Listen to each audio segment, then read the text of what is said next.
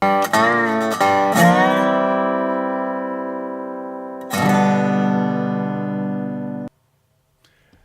and welcome to Coffee with Craig. Thank you so much for tuning in. Today I want to talk to you about liberal media bias or anti-gun media bias. Now, how many of you out there honestly believe that there is not a bias in the media? Anybody? Any takers? Any takers? No, I didn't think so. Look, we all know that there's a bias in the media. We all know that bias tends to be left-leaning. But when it comes to guns, we definitely know there is a serious bias in the media. Well, in The Hill, John Lott wrote of you guys all know who John Lott is. He recently wrote an opinion piece where he talked about an obvious example of how the media demonstrates its bias. So he was talking about a piece that was widely distributed by the Associated Press. It was a piece that originally appeared in the Indianapolis Star.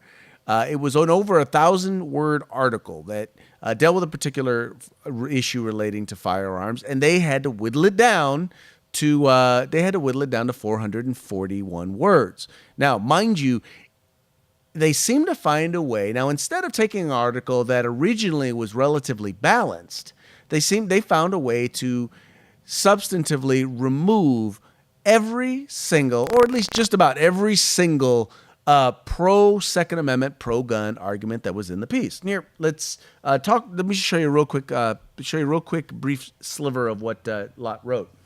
He says the AP article was concerned with Indiana's decision to allow legislators and staff to legally carry concealed handguns inside the state capitol.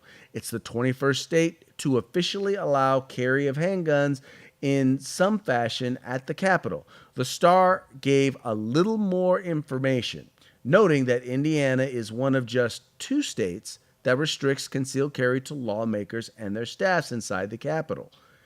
In the 19 others, the other 19 states allow permitted citizens to carry in a variety of places.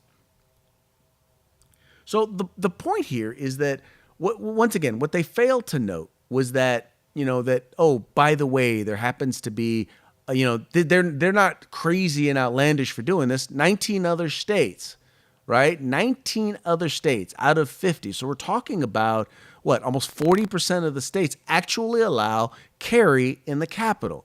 But they're just one of 2 states that limit it to just the legislators and their staff. But they didn't talk about that, did they?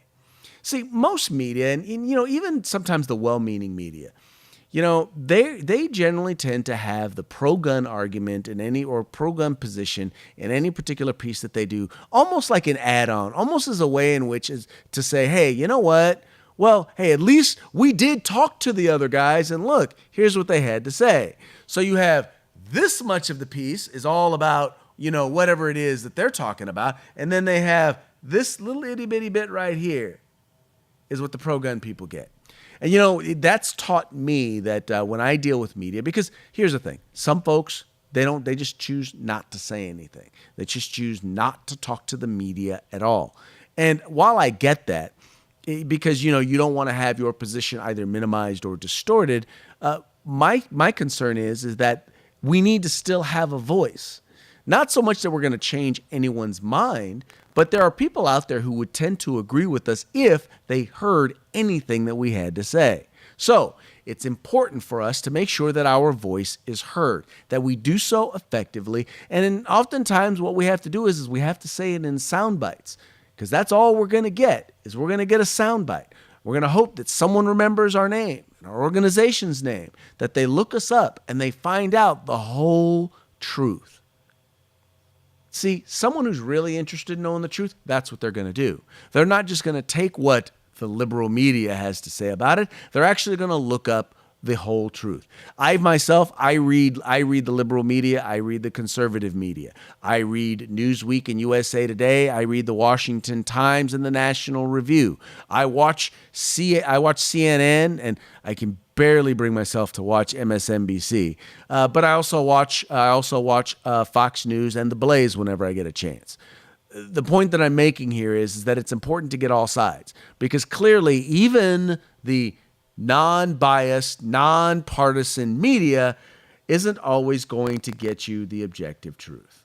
But that is the way that it is. Anyway, folks, that's it for today's Coffee with Craig. Thank you so much for tuning in. Please remember to like and share this video, and invite everyone to come to the Firearms Policy Coalition's Facebook page. This is the home in the fight for civil rights. Got to use them, or you're going to lose them. If you like our videos, follow, subscribe, like, and share.